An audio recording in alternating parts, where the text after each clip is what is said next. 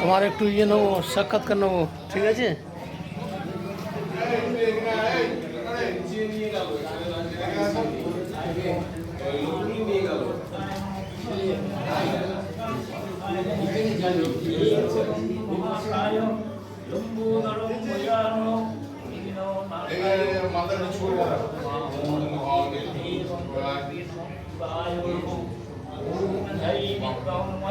কাকা কখন এলে?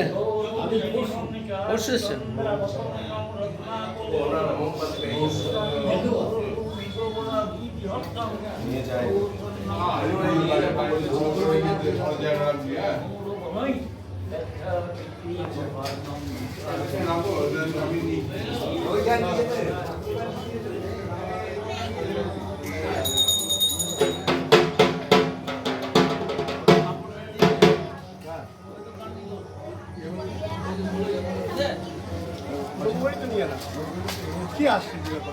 সুবীর, একটু বলো আমাদের এই যে ঐতিহ্যবাহী গজকালী মাতার পুজো সম্পর্কে।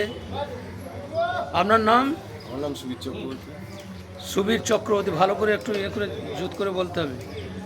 আচ্ছা, আমাদের এই যে গজকালী মাতার মন্দিরে আমরা উপস্থিত রয়েছি, এই কত বছরের প্রাচীনতম? মোটামুটি 200-250 বছর বটে। 200-250 বছর।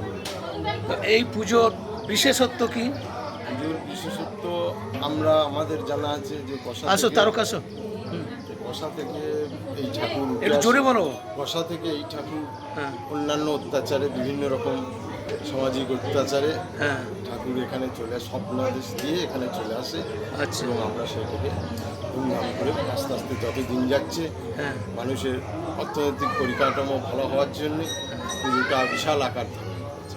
আচ্ছা, এখন সকালের দিকে যে পুজোর পর্বটা সকালের চলছে, দিকে পুরো কাজীর নিয়ম অনুযায়ী হ্যাঁ নিয়ম মেনে হ্যাঁ। রাম মন্দির পুজো প্রথম হয়।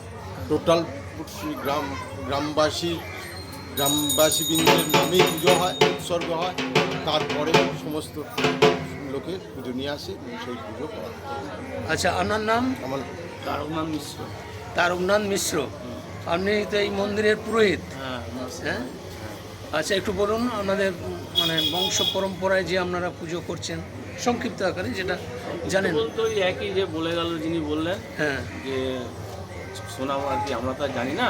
আচ্ছা বসা থেকে যে ঠাকুরটা যেভাবে এখানে এসে আমাদের প্রতিষ্ঠাপন হয়েছিল বিভিন্ন অত্যাচারে, হ্যাঁ আমাদের পূর্বপুরুষ দাদু দাদু আমলে এই পরম্পরা করে আসছে এবং আমরা সেটা এখন অনুভব করছি।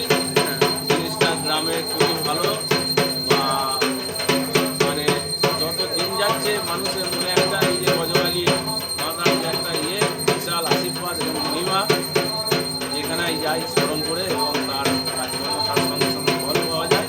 আচ্ছা, এই যেন আমরা দেখে যেতে পারি, ভালোভাবে থাকতে পারি। অসংখ্য ধন্যবাদ তারকনাথ মিশ্রকে। ঠিক আছে।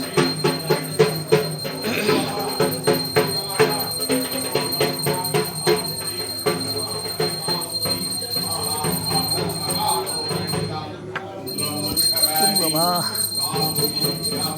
মাথা ঢোকার জন্যই করে দিয়েছি।